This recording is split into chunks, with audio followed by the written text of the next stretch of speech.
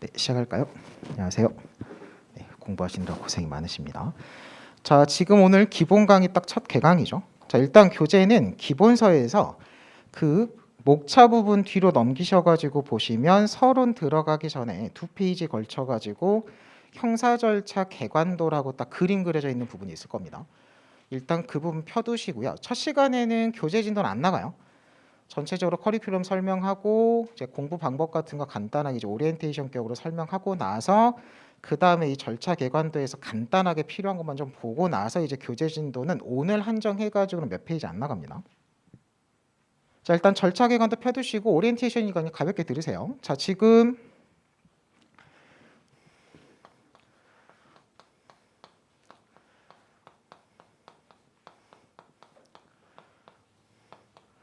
자, 우리가 형사소송법 공부하려고 지금 모여 있는 거고 오늘 딱 시작하는 강의가 기본 이론 강의, 기본 강의죠.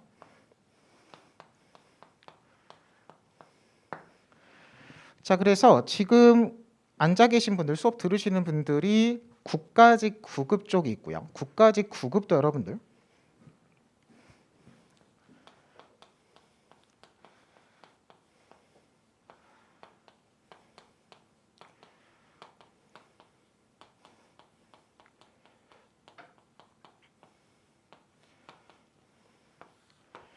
자, 국가직 9급도 그 응시하는 직렬에 따라 가지고 과목명이 달라요.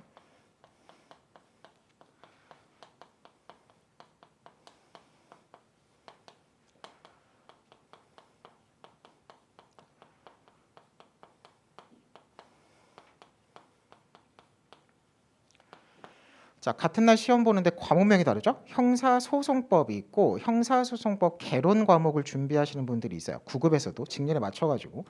그리고 국가직 7급에서도 형사소송법을 보고 법원직 9급에서도 형사소송법을 보고요. 다 형사소송법 사지선다 객관식이라는 점에서 일치하고 공부하는 내용이 있어가지고 차이가 없습니다. 물론 이제 학원에서 법원직 단독 이제 컨셉 잡아가지고 진행하고 국가직 특히 검찰 조직 따로 잡아가지고 따로 진행하면서 이제 그런 걸 좀 더 이제 그 우월성을 나타내기 위해서 광고에서는 법원직이나 국가직이나 칼같이 구별해가지고 공부 방법을 달리 해야 된다 가고 어느 정도 이제 출제 기관이나 이런 것들이 달라지면서 출제 경향이 있어 약간의 대동소이한 차이가 있긴 한데 공부하는 범위나 공부하는 내용에 있어서가는 일치하긴 해요. 그 이 얘기를 왜 하겠어요?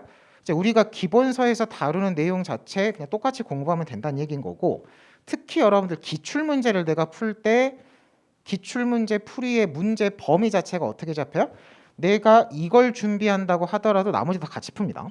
그러니까 기출문제집이라고 해가지고 진도별로 딱 기출문제를 재배열해가지고 그거를 진도별로 맞춰가지고 문풀 과정에서 그걸 계속 돌리면서 풀 거거든요.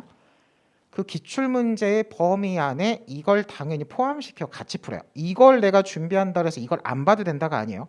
결국 다 같이 한꺼번에 어차피 출제 경향이나 내용이 겹치니까 한꺼번에 공부해서 들어가는 거고 그래서 강의 자체는 이쪽으로 진행을 하되 이제 법원직 준비하시는 분들도 이제 이 강의 들어가지고 시험 준비 같은 거 충분히 가능하다예요. 그리고 지금 형소법 개론이 있고 형사소송법이 있어요. 내가 지금 응시하는 시험의 과목명이 이렇게 써 있는 시험도 있고 이렇게 써 있는 시험도 있죠. 같은 날 시험 봐 이거 과목만 다른 거고. 근데 결론적으로 그냥 같다고 생각하시면 돼요. 같다고 생각하라는 얘기는 뭐예요? 공부 방법이나 공부 내용에 있어가지고 차이가 아예 없습니다. 왠지 개론이란 말이 붙어 있으면 전공 과목 같은 거 대학에서 전공에 대한 교양 수업에서 무슨 법학 개론 이런 거 배우는 느낌이 있어가지고 개론이라는 표현이 붙어 있으면 왠지 이거보다 쉬울 것 같은데 전혀 아닌 게 시험 문제가 20문제라고 하면 한 3년 전까지만 해도 20문제 중에 10문제가 같은 문제라서 같은 날 시험 본다 그랬잖아요. 그러면 이제 기출문제 분석을 해보면 여기 해설을 내고 나서 여기 있는 10문제가 토시 하나 안 틀리고 문제 위치만 바뀌어가지고 여기 그대로 나와요. 나머지 10문제만 다른 문제인 거예요. 그러니까 절반 이하의 똑같이 나오는 시험이었으니까 당연히 뭐야 공부하는 게 달라질 수가 없어요. 근데 최근에 작년, 재작년에 심지어 20문제 중에 16문제, 17문제가 토시 하나 안 틀리고 같은 문제예요.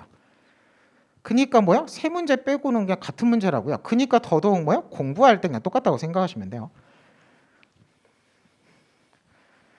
그래서 공부하는 내용이 있어가지고 특히 개론 같은 거 구별 안 하고 그냥 같이 공부하시면 됩니다. 그냥 시험장 들어가가지고 붙어 나오면 돼요. 궁극적인 우리 목표는 딱 한두 문제 틀리는 거거든요. 만점을 목표로 해서 실수 하나 해가지고 형사소송법 그냥 한두 개 틀린 걸로 해가지고 최소한 형소법에서 뭐 형소법이 발목을 잡았다 이런 건 없어요. 형소법에서 고득점 해가지고 다른 빵꾸난 거를 뭐 메꿔줄 수 있어도 우리 목표는 그냥 100점 만점을 할 수 있는 게 형사소송법이거든요. 자, 그래서 본인이 이제 응시하는 시험에 맞춰가지고 그냥 생각해 보시고 결론은 그냥 수업 들으시면 돼요. 수업 듣는 범위 내에서 기출문제까지 다 제대로 풀어오면 어떤 시험이든 대비는 됩니다.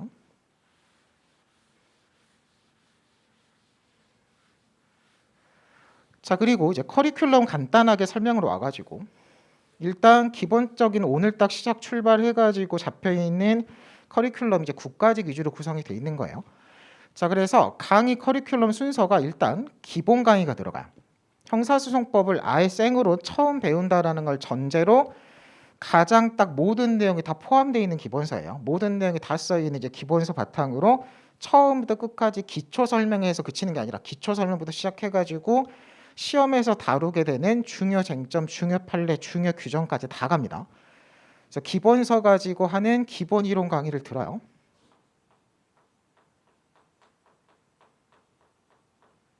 그리고 이따도 얘기하겠지만 그냥 책만 그냥 읽어보는 게 아니라 교재 정리를 하셔야 되거든요.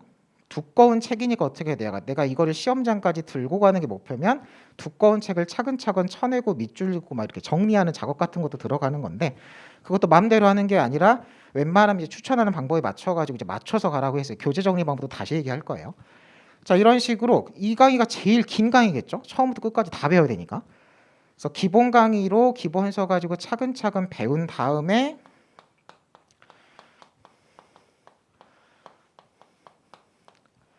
뭐 이름은 붙이기 나름이에요.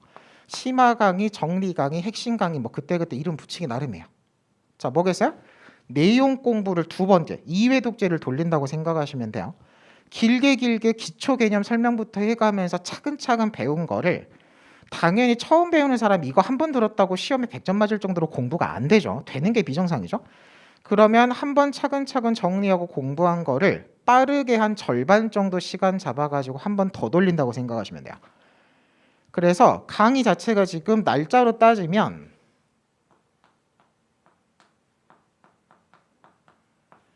얘가 7월부터 10월로 가고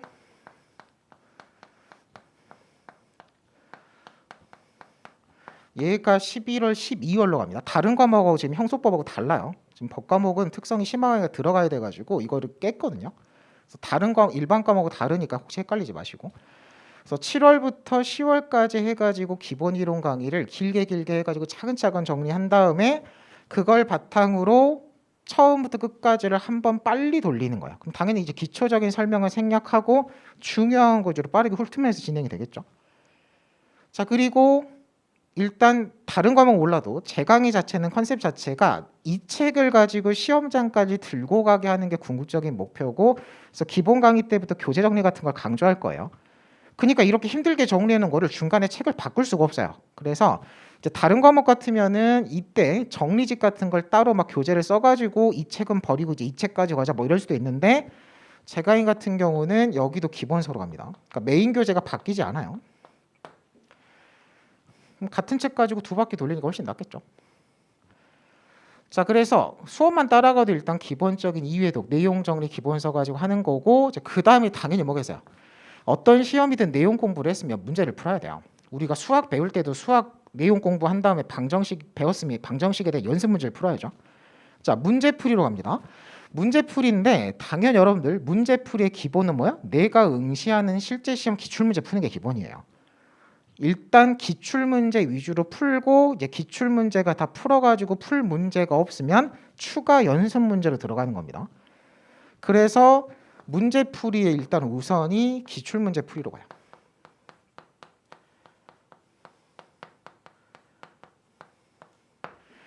그래서 여기는 기출문제집으로 가요. 근데 아까 얘기했죠? 여기서 기출문제집이 내가 9까지 9급 본다고 9급 9까지만 보는 게 아니라 나머지 비슷비슷한 9까지 7급 법원직 9급 이런 기출문제까지 다 포함시켜가지고 이건 이제 진도별로 기출문제를 다시 배열해 놓은 거예요.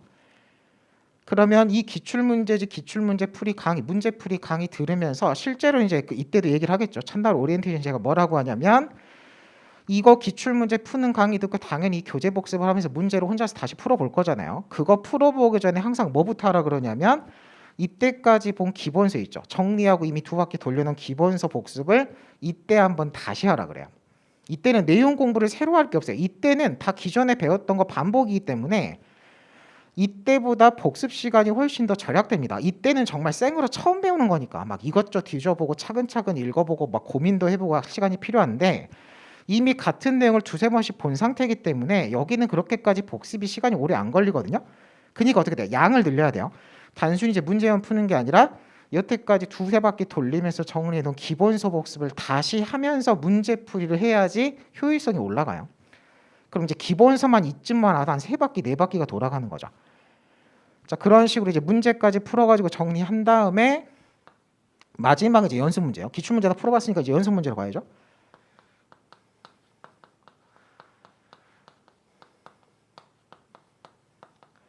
여기는 이제 뭐야? 여기는 진도별로 끊어가지고 봤지만 여기는 뭐겠어요? 전범이에요. 이제 실전 모의고사라고 생각하시면 돼요.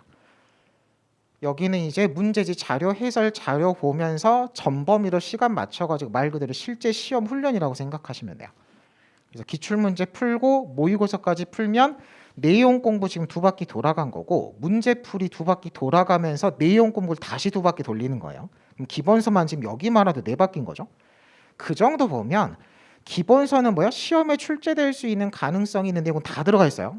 그거를 지금 4바퀴 돌리면 시험에서 형소법 때문에 또 무슨 뭐 형소법이 발목을 잡았니 뭐니 이런 거는 이 과정에 있는 거를 어느 정도 다 시키는 것만 소화해도 그런 말은 절대 안 나옵니다. 이 과정을 중간에 막 어그러져 못 따라가 가지고 뭐 문제가 생길 수 있어도 내가 배운 범위에서 벗어나는 게 막 나와 가지고 내가 점수가 안 나왔다 그런 얘기는 나올 수도 없어요. 자, 여기까지 하는 게 이제 기본 커리큘럼인 건데 법학 과목이기 때문에 특성이 붙어요. 마지막에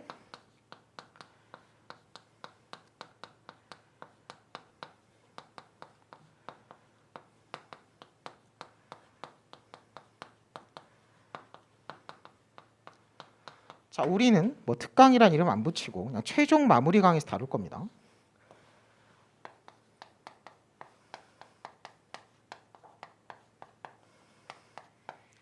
그러니까 최종 마무리 강의 이름 자체가 이 동형 전범위 모의고사까지 뭐 합쳐가지고 지칭하기도 하는데 우리 이제 순서대로 이제 구성만 보면 돼요. 이름은 중요한 게 아니라 그랬죠. 자, 법학 과목의 특성이 모든 법학 과목은 항상 시험의 마무리가 이걸로 끝나요. 자, 뭐겠어요? 법학이기 때문에 책이 출간되고 나서도 법이라는 건 계속 개정이 돼요. 개정이 되고 추가가 되고 삭제가 되고 그리고 우리가 책에서 다루는 중요한 대법원 판례들에 대해서 책이 출간되고 나서도 한 달에도 한 2번씩 판례 공보가 뜨거든요. 대법원 최신 판례 같은 게 계속 추가되고 기존에 있던 판례가 변경되고 막 하는 게 있어요. 그럼 당연히 시험장에 내가 들어가기 전에 뭐를 추가로 업데이트를 하고 들어가야 돼요? 우리가 여기서 정리한 교재 있죠. 공부한 내용에서 당연히 책이 출간되고 나서 나온 개정 법률, 책이 출간되고 나서 새롭게 나온 최신 판례는 이건 법학 과목 모두 공통이에요. 무조건 추가하고 시험장에 들어가셔야 돼요. 시험 문제가 20문제라고 하면 이 최신 판례 개정법에서 매년 그래도 아무리 적어도 서너 문제 정도는 언급이 되거든요. 그럼 그 서너 문제에 한해서는 뭐야? 이거 공부 안 하면 못 푸는 겁니다. 다른 일반 중요 쟁점 그냥 배운 거 가지고 풀어낼 수 있어요. 직접적인 판례가 좀 생각이 안 나고 하는 것들이 있더라도 하지만 최신 판례 개정법 같은 경우는 업데이트를 안 하고 들어가면 무조건 틀리는 거거든요. 그리고 20문제 중에 서너 문제라고만 해도 이게 생각보다 비중이 되게 높은 거예요. 우리가 배우는 페이지가 이 자료 자체가 몇 페이지 안 되거든요. 100페이지도 안 돼요. 이거 합쳐봤자. 근데 100페이지도 안 되는 범위에서 서너 문제가 출제된다는 건 이게 비중으로 따지면 엄청 높은 겁니다. 그래서 항상 마지막에 2강의로 끝나고요. 이게 왜 항상 마지막에 붙겠어요? 시험에서 시험풀이의 기본 정답의 기준이 되는 개정법은 시험 날이에요. 우리가 시험 보는 날을 기준으로 그 당시 시행 중인 판례, 그 당시 살아있는 판례가 우리가 객관식 정답의 기준이 되는 거거든요. 그러니까 어떻게 돼요? 시험 직전까지 나온 거를 마지막까지 기다렸다가 최종적으로 수합해가지고 정리해서 들어가야 돼요. 이 강의를 너무 일찍 들어도 문제가 뭐야? 이 강의를 너무 일찍 해버리면 이 강의 하고 나서 또 나온 개정법 최신 판례를 추가 자료를 막 붙여야 돼요. 그러니까 이 강의는 먼저 할래 할 수도 없어요. 그래서 항상 상반기 시험 대비용으로 직전에 하고 하반기 보는 시험 있으면 하반기 시험 직전에 몰아가지고 하는 강의가 이 강의로 끝나게 됩니다. 이건 법학 과목 때문에 어쩔 수가 없어요. 그리고 수업 중간중간에 얘기할 건데 이게 중요 개정법이나 중요 판례 같은 거는 여러분들이 그냥 일상생활 하다가도 뉴스에서 막 접하는 것들이 있어요. 당장 이번에 뭐 검찰 수사권 박탈하는 것도 우리가 수험적으로는 정리를 못했어도 신문기사에서 막 이런 것들이 떠들잖아요. 그러면 미리 질문하신 분들이 있어요. 이거 지금 막 뉴스에 나와가지고 이거 개정됐다고 하던데 이거 시험적으로 반영해야 되는 거 아닙니까? 막 질문하신 분들이 있는데 결론은 뭐야? 제일 마지막에 한꺼번에 몰아서 정리하는 게 편해요. 이게 나올 때마다 교재를 업데이트해가지고 수정한다 그러면 교재가 너무 지저분해지고요. 법이라는 게 중간에 한 번 개정됐지만 업데이트를 하려고 봤더니 그게 한 번 더 개정돼가지고 한 번 더 수정되는 걸로 정리해야 되는 경우도 있거든요. 그럼 기존에 미리 정리한 게 의미가 없잖아요. 그러니까 그런 식으로 개정법이나 최신 판례는 중간중간에 업데이트 안 시킵니다. 뭐 다른 과목 선생님들은 뭐 할 수도 있는데 제 과목에 한해서는 그냥 마지막에 시험 직전에 한 번에 쫙 정리하고 일단 여기까지는 뭘로 정리하는 거예요? 출간된 교재 내용으로 정리하는 거야. 왜냐하면 법이 개정되고 판례가 바뀌었다 그래가지고 기존 내용을 지워버리는 게 아니에요. 기존 내용은 기존 내용대로 정리하고 그 정리한 중요 내용이 이런 것 때문에 이렇게 바뀌었다 해서 비교 정리하셔야 하거든요. 결국 이게 중요하다 하더라도 기존에 있던 내용을 일단 공부한 상태에서 추가로 업데이트하는 거지 기존 내용을 지우는 게 아니에요. 시험 문제 풀 때는. 그렇기 때문에 어쨌든 정리는 해야 돼요. 바뀐 게 있더라도. 자, 그래서 이게 제일 항상 마지막에 붙습니다. 자, 그래서 타이밍은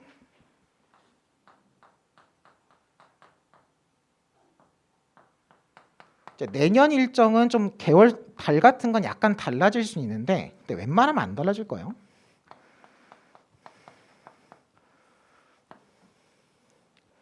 그래서 최종 마무리 전범위까지 해가지고 3월달 진행하는 걸로. 왜냐하면 이건 딱 하루 들으면 돼요. 뭐 강의가 길 것도 없어. 자료도 얇다 그랬죠. 정말 업데이트만 하면 되는 거기 때문에. 그래서 막판에는 이제 모의고사 위주로 동형 전범위 모의고사 위주로 진행될 거고요.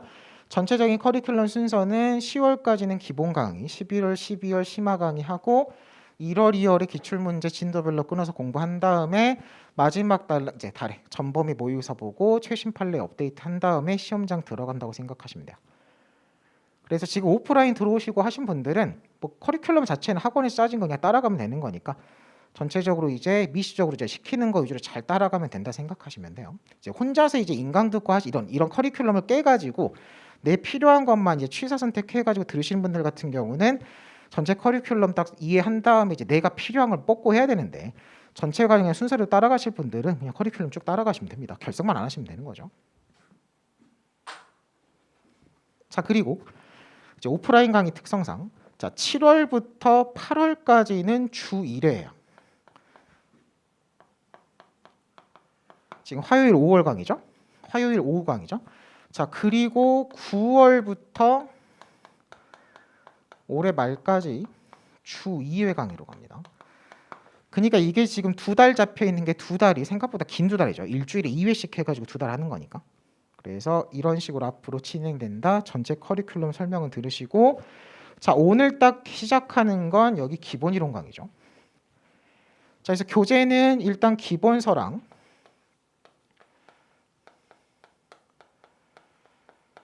조문집이 있는 건데 생각보다 조문은 초반에 좀 많이 찾아봅니다. 그리고 형사소송법 조문 같은 경우는 기본서에 다 조문을 넣어놨기 때문에 기본서만 봐도 조문집을 그렇게까지 막 뒤질 일이 없어요.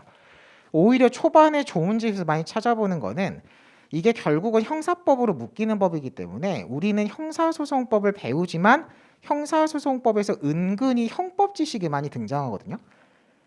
그럼 이제 형법도 따로 배우시면 형법에서 그건 배우셨죠 하고 그냥 설명 안 하고 그냥 형사법만 가르쳐 버려도 되는데 결국 같이 공부해야 되는 단계니까 형법 설명도 시간이 허락하는 범위 내에서 형소에 필요한 부분 다 설명해 버리거든요. 그럼 이제 그 과정에서 뭐가 나오겠어요? 형법 조문 같은 것도 은근히 좀 찾아볼 일이 있어요. 오히려 형소법은 책이지만 형법은 또 책이 없으니까 그러니까 그런 식으로 조문집을 그때그때 필요한 규정을 눈으로 확인하고 볼 때 이제 부교재를 찾아보는 용도입니다. 그러니까 만약에 내가 조문집 따로 안 사고 그냥 내가 보는 법전 같은 게 따로 있다 그러면 그냥 그런 법전 보셔도 돼요. 조문집은 정리하는 교재는 아니니까. 그래서 이게 딱 메인 교재인 거고 이건 그냥 찾아보는 용도라고 생각하시면 돼요. 대신에 기본서는 여러분들 아까도 얘기했죠? 이때 보고 버리는 책이 아니라 이 끝까지 계속 들고 가면서 어떻게 돼요? 최소한 5, 6번은 반복해서 볼 책이기 때문에 책을 소중히 여기셔야 돼요. 이게 이쯤 가면은 어떤 상담하시는 분들이 있냐면 갑자기 찾아와가지고 제가 열심히 공부를 했는데 너무 열심히 공부해가지고 책이 너무 지저분해요. 막 책을 막 이렇게 본 사람 있잖아요. 처음 볼 때부터. 이런 식으로 막 연필로 막 이러면서 보는 사람들 있죠. 그럼 어떻게 돼요? 초반부터 그렇게 책을 봐버리면 그걸 한 서너 번 반복해버리면 책이 까매가지고 볼 수가 없어요. 그러니까 생각보다 각 한 1년에 한두 명씩 상담이 책을 너무 지저분하게 봐가지고 중간에 책을 좀 바꿔야 될 것 같은데 괜찮을까요? 라는 사람이 있어요. 그러니까 처음부터 얘기하는데 이따 교재 정리 방법도 다시 얘기한다고 그랬죠? 책을 좀 깨끗하게 깔끔하게 보실 생각을 해야 돼요. 밑줄 같은 것도 딱 그을 것만 긋고 안 그을 거는 안 긋고 그을 때도 자대고 좀 깔끔하게 이렇게 해가지고 책을 좀 깨끗하게 보실 생각을 하고 정리 대상이 아닌 것들은 웬만하면 책에다가 표시하거나 막 이렇게 뭐 하지 않겠다라 좀 생각하고 가시는 게 좋습니다. 일단 교재 정리 방법은 다시 한번 얘기할 거예요. 그래서 최악이 이쯤 갔는데 책 잃어버리신 분들이 있어요. 잃어버리면 안 돼요. 1년 농사한 거를 잃어버리면은 그거를 다시 정리하기도 물론 이제 다시 하긴 해야 되는데 그게 생각보다 되게 번거롭거든요. 막 친구 거 책 빌려가지고 이제 막 이제 다시 해야 되거든요. 그래서 책은 좀 소중히 보셔야 됩니다. 자, 그래서 오늘 이제 시작하는 기본 이론 강의고요. 자, 그 다음에 다시 이제 형사 절차 개관도 펴둔 거 한번 보세요. 자, 본격적인 이제 내용 들어가기 전에 아직 형사법 관련 내용 시작도 안 했죠. 이제 이쪽 내용을 좀 들어옵니다. 우리가 배우는 형사소송법이 뭐고 전체적인 이제 용어 절차 간단하게만 개관할 거예요.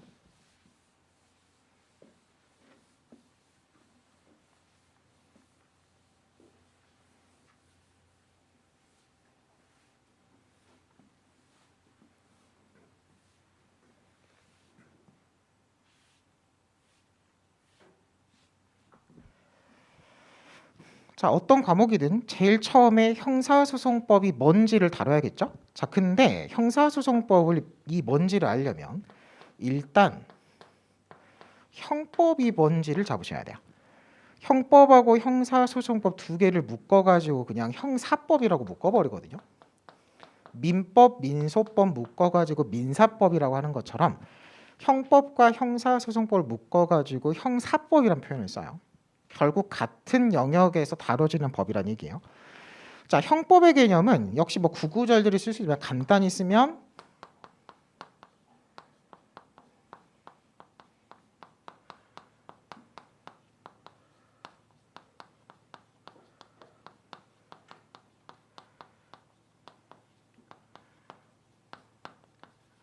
범죄와 그에 대한 형벌을 정하는 법률을 형법이라고 해요. 그래서 사회 시간에도 배우는 게 이 형법에서 가장 중요한 기본 원칙 중에 하나가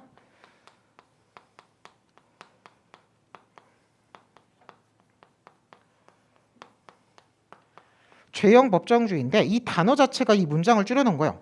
범죄와 형벌을 법에서 정해놔라는 주의예요. 그게 뭐예요? 형법의 개념이죠. 범죄 형벌을 법에서 정하는 거고 그 법이 형법인 거예요. 자, 그럼 예를 들어가지고 이제 조문집 한번 펴보세요.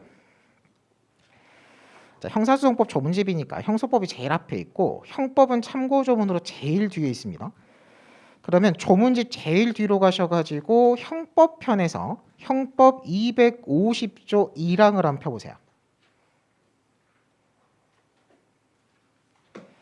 자, 조문집 페이지로는 468페이지 우측 하단에 있습니다.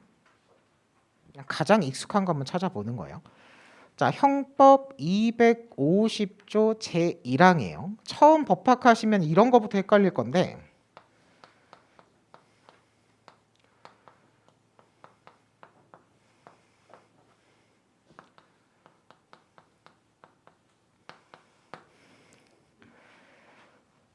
요거를 법의 이름이니까 법명, 이름할 때 명자예요. 그냥 법명이라 그래요. 자, 형법이고요. 항상 제자가 붙어요. 제 250조 이 동글뱅이 1항을 제가 지금 뭐라고 하냐면 제1항이라고 있죠. 이제 조문이 읽는 방법이에요. 가장 먼저 조가 나오는 거고 조에 대한 하위 목차로 항이 나오는 거예요. 그러면 여기 있는 말을 지칭할 때 제가 지금 뭐라 그래요? 형법 250조 1항을 보세요라고 하면 250조의 동글뱅이 1을 보란 얘기예요. 2항을 보란 얘기는 이거 보면 되겠죠. 자, 그리고 지금 이 법에는 안 나오지만 조문을 읽다 보면 이건 뒤에서 이제 형소법 할 때 다시 한번 말씀드릴게요. 항에 대한 하위 목자가 또 등장을 해요. 그럼 이건 약속이에요. 뭐 시험에 나와서가 아니라 이제 당장에 이거 보세요. 이제 바로바로 따라가야 되니까. 항에 대한 하위 목차를 쓸 때는 항은 숫자 쓰고 동글뱅인데 거기에 대한 하위 목차는 숫자 점을 찍어요. 그러면 이건 어떻게 읽냐면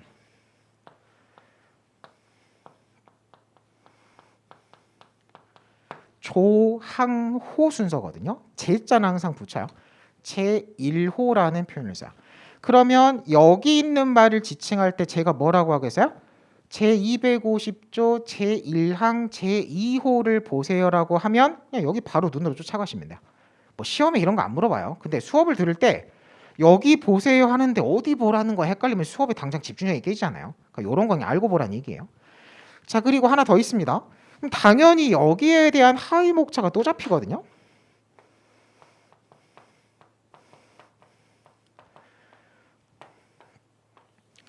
자, 여기까지만 하시면 돼요.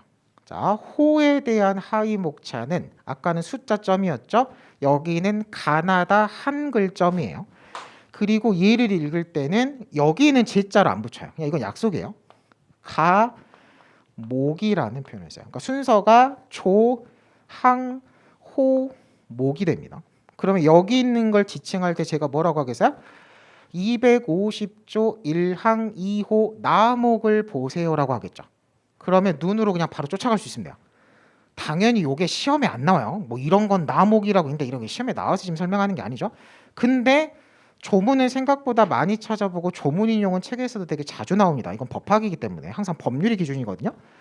그러면 이런 거를 지칭하는 표현이 나올 때 바로바로 쫓아갈 수 있어야 돼요. 아, 여기 보란 소리구나, 여기 보란 소리구나가 여기서 집중력이 흩어져가지고 못 따라가면은 정작 중요한 내용 읽는 걸 놓쳐버리잖아요. 그렇죠?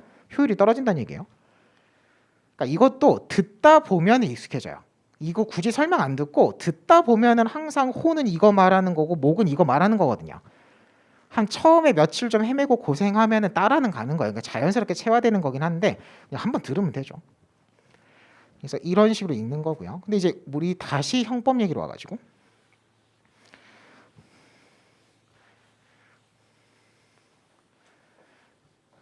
그리고 수업 시간에 판서를 좀 많이 하는 편이긴 해서 뭐 이제 지금은 뭐 그렇게까지 복잡하게 판서할 것도 없긴 한데 필기할 것도 없는데 이제 수업 시간에 중요한 거 관련해 가지고 막 그림도 그리고 예시 설명도 많이 하면서 판서도 할 거거든요.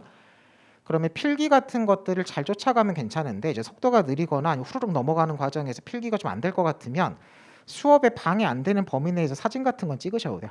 카메라 무음으로 설정해가지고 저 얼굴만 안 나오게 해가지고 뭐 이렇게 판서 찍고 하는 것들은 상식적으로 수업에 방해 안 되는 범위 내에서는 얼마든지 하셔도 됩니다. 인간 같으면 화면을 멈추시면 되는데 실강 들으신 분들은 그게 안 되니까. 근데 또 막 쉬는 시간에 막 노트 빌려가지고 100기가 번거롭잖아요. 그냥 휴대폰 꺼내가지고 무음으로 해서 사진 같은 거는 알아서 그냥 찍으셔도 돼요. 자, 다시 이제 우리 형법 얘기로 와가지고 아직 형소법 얘기는 들어가지도 못했어요. 자, 형법 제250조 1항을 보세요. 사람을 살해한 자 그리고 사형 무기 5년 이상의 징역에 처한다죠. 자, 그러면 형법이라는 게 뭐라고요? 범죄와 그에 대한 형벌이에요. 그럼 250조 제목 괄호가 이제 제목이거든요. 살인이에요. 250조 1항은 살인죄를 규정하는 형법 법률입니다. 그러면 살인죄라는 범죄가 뭐냐라고 물어보는 거에 대한 답변은 일단 뭐요? 사람을 살해하는 거예요. 살인죄가 어떤 범죄냐? 우리 형법 250조 1항에서 사람을 살해하는 게 살인죄다라고 쓰고 있는 거예요. 그리고 그렇게 사람을 살인해가지고 살인죄를 범한 사람을 어떤 식으로 처벌하는 거요? 사형, 교수대에 세워가지고 죽여버리는 거고요. 무기징역, 죽을 때까지 교도소에 가둬두는 거예요. 5년 이상의 기한에 정하는 유기징역이에요. 기간 정해가지고 한 15년 징역 때리면 교도소에 15년 동안 갇혀 있어야 돼요.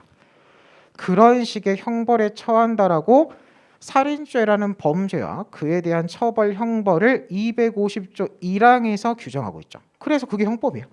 범죄와 그에 대한 형벌을 규정하는 게 형법이라는 법률이고요. 그게 죄형법정주의 내용이에요. 물론 이제 뭐겠어요? 형법 시간에 이제 이런 거 배우는 거죠. 살인죄에 대해서 250조 1항에서 규정은 하고 있는데 이제 해석이 들어가야 돼요. 사람을 살해하는 게 살인이면 이제 형법 해석이 들어갑니다. 규정에는 사람이라고만 객체가 써 있고 하지만 우리가 이걸 어떻게 해석해요? 자기 외의 타인을 말해요. 여기서 말하는 살인, 살인죄의 객체는 자기는 안 돼요. 그럼 여기서 이제 무슨 결론이 나요? 자살 실패한 사람한테는 살인죄를 물을 여지가 없어요. 살인죄라는 것 자체가 조문에는 사람이라고 써 있지만 그걸 어떻게 우리가 해석해요? 자기 아닌 타인이라고 해석해요. 그럼 자기를 죽이는 거는 살인죄 범죄 자체에 해당하지 않는 거예요. 그리고 살해한다고 했을 때 이제 형법 시간에 이런 거 배워. 사람을 죽이는 게 그냥 말은 죽이는 거지라고 생각할 수 있지만 사람이 죽는 시점이 사람의 심장이 멈추는 때로 볼 건지 요새는 뇌사도 있죠. 뇌가 죽었을 때로 볼 건지예요. 만약에 뇌가 죽으면 살인이라고 봐버리면 뇌사 상태에서는 뇌가 죽었지만 심장은 뛰죠. 이게 뇌사설로 가면 죽은 거예요. 그럼 살인죄가 되는 거죠. 하지만 맥박 정지 심정지로 가면 어떻게 돼요? 뇌는 죽었지만 지금 심장이 뛰고 있으니까 사람이 죽은 게 아니잖아요. 살인 기소가 안 돼요. 그런 식의 막 이제 어떻게 돼요? 조문에는 사람을 살해한 자라고 한 줄로 띡 써 있지만 거기 안에 해석 같은 게 이제 분분히 있는 거예요. 그런 것들 해석하는 거 거기에 대한 어떻게 처리를 전국적으로 판례가 어떻게 하고 있는지 이런 것들을 배우는 게 이제 여러분들 형법 시간에 배우는 거 문제 푸는 거예요. 규정에 딱 깔끔하게 자세히 써 있으면 논의도 안 돼요. 근데 규정 자체가 추상성을 띠고 있고 간단히 써 있으니까 거기에 대한 해석론을 배우는 게 여러분들이 공부하는 거예요. 어떤 법이든 마찬가지예요. 자, 그리고 이제 우리가 배울 걸로 가지고 자, 형사소송법입니다. 자, 역시 개념을 길게 갈 수 있는데 가장 간단하게 쓰면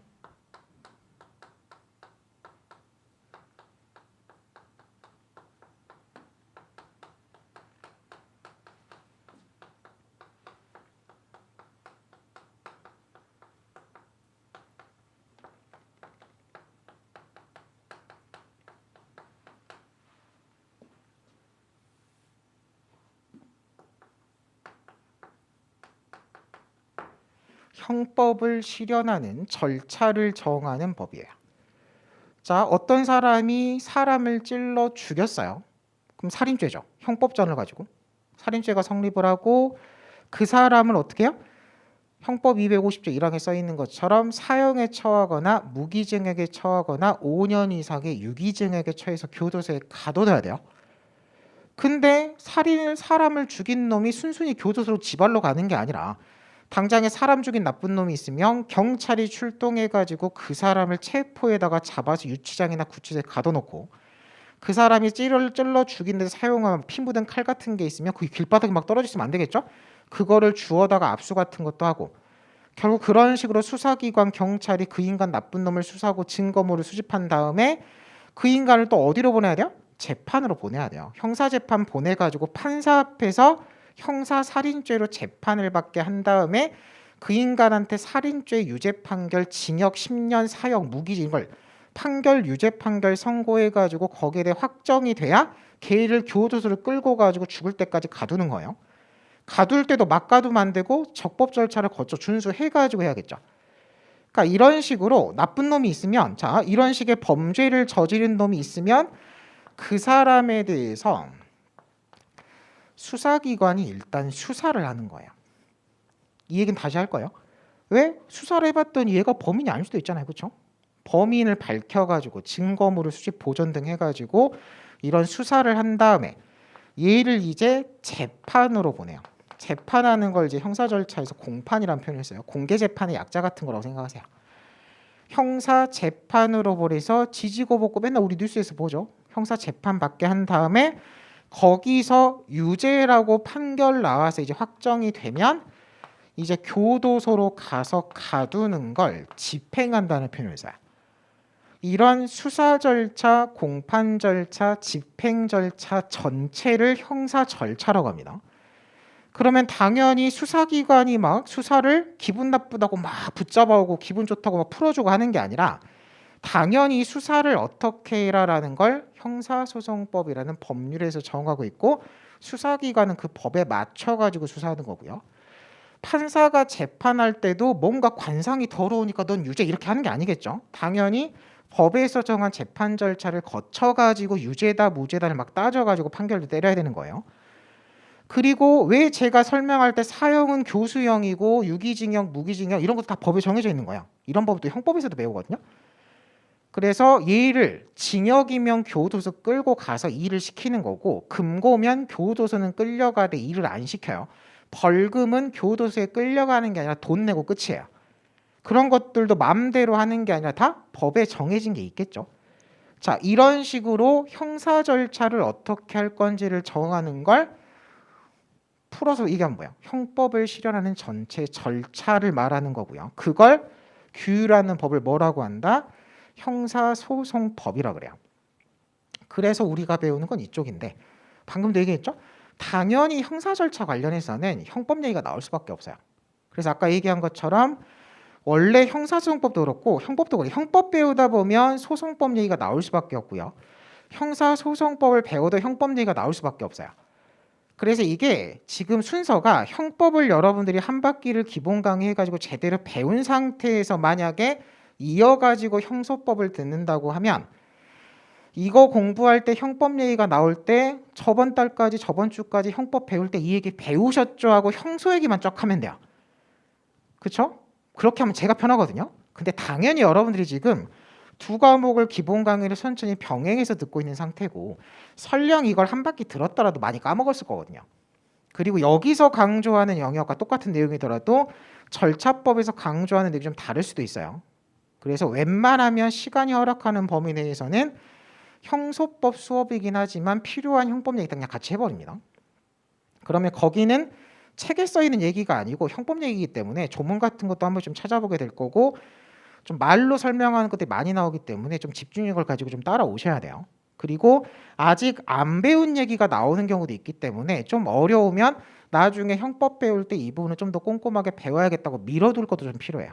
약간 그런 식으로 유도리 있게 좀 수업은 따라오셔야 됩니다. 그리고 이제 뭐 가끔 보면 뭐 형소법에서 형소법 강사가 형법 얘기하니까 저거 부정확한 거 아니야 뭐 이렇게 할 수도 있는데 어차피 제가 변시 수업이나 이런 거 다 형법도 하거든요. 그래서 웬만하면 제가 형법 얘기도 다 맞는 얘기를 하지 틀린 얘기 하는 경우는 없어요. 그 정도 신뢰는 가지셔도 됩니다. 자, 그래서 이제 형사 절차 관련해 가지고 형사소송법을 차근차근 배울 거예요. 자, 그리고 나서 오리엔테이션이 아직 안 끝납니다. 자, 형사 절차 객관도를 펴두시고요. 그러면 여기 복잡하게 그려져 있는 이 절차를 우리가 앞으로 몇 달 동안 구구절절히 처음부터 끝까지 다 배울 거야. 근데 이제 세부 내용 들어가기 전에 전체 형사 절차가 방금 수사 공판 집행 얘기한 거 기본이에요. 이런 식으로 이제 구성이 될 거고 세부 절차니 등장인물 같은 거를 지칭하는 용어가 이런 거구나 해서 앞으로 배울 내용을 전체 개관을 한번 할 겁니다. 근데 책에 있는 것처럼 이게 꼼꼼하게 할 거 아니에요. 어차피 이 꼼꼼한 내용은 뒤에 가서 배우셔야 돼요. 배워도 지금 정리가 안 되는 바당에 뭐 그림 가지고 하면 풀린다고 정리가 되는 것도 아니죠. 그러니까 너무 세부적인 내용은 그냥 쳐버리고 가장 큰 흐름하고 가장 큰 절차에서 등장하는 등장인물 정리, 그 사람들을 지칭하는 용어 정리 정도에서 그칠 거거든요. 그래서 형사 절차 개관을 전반적으로 한번 할 건데 좀 쉬었다 가죠. 그래서 쉬었다가 이제 전체적인 형사 절차 개관하고 오리엔테이션 마무리한 다음에 이제 교재 정리 방법 같은 것까지 보고 이제 교재 진도 들어갈 겁니다. 그래서 쉬었다가 다음 시간에 절차 개관부터 보도록 하겠습니다.